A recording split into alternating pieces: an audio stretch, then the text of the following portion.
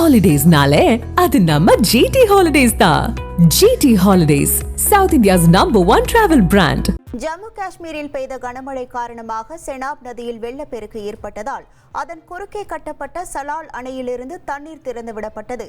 செனாப் நதியில் அபாய குறியீட்டை தாண்டி தண்ணீர் பெருகியதால் அணையின் அனைத்து மதகுகள் வழியாகவும் தண்ணீர் திறக்கப்பட்டது. முன்னதாக பொதுமக்களுக்கு வெள்ள அபாய எச்சரிக்கை விடுக்கப்பட்டதாக அதிகாரிகள் தெரிவித்தனர்.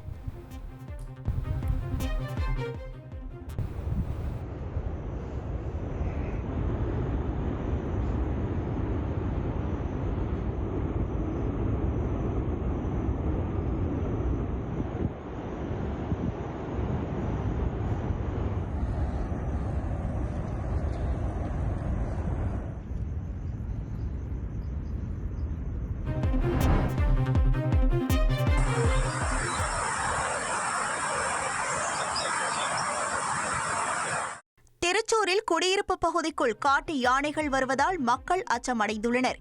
கேரள மாநிலம் திருச்சூர் மாவட்டம் வெள்ளப்பறை வனப்பகுதிக்கு அருகாமையில் உள்ள ஆற்றை கடந்து 6 யானைகள் மக்கள் வசிக்கும் பகுதிக்குள் நுழைந்து விவசாய பயிர்களை சேதப்படுத்தியுள்ளது.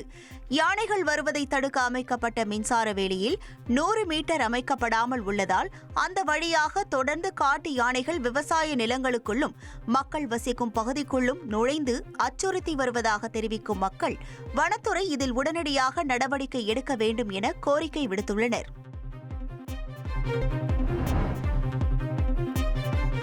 இரண்டாம் உலகப் போரில் ஜப்பான் சரணடைந்ததை சீனா கொண்டாடும் நிகழ்வில் கலந்து கொள்வதற்காக வடகொரிய அதிபர் கிம் ஜாங் உன் சிறப்பு ரயிலில் சீனா சென்றடைந்தார். இதற்கிடையில் சீன அதிபர் ஜி ஜின்பிங் ஷாங்காய் ஒத்துழைப்பு உச்சி மாநாட்டில் அனைத்து நாடுகளும் பொருளாதார மேம்பாடு மற்றும் மனித உரிமைகள் உள்ளிட்ட பல சர்வதேச பிரச்சினைகளில் முடிவெடுப்பதில் நியாயமான அணுகல், உலகளாவிய ஒத்துழைப்பு அவசியம் என்று தெரிவித்திருந்ததை வடகொரியா வரவேற்றுள்ளது குறிப்பிடத்தக்கது. Holidays-nale, அது நம்ம GT Holidays தான். GT Holidays, South India's #1 travel brand.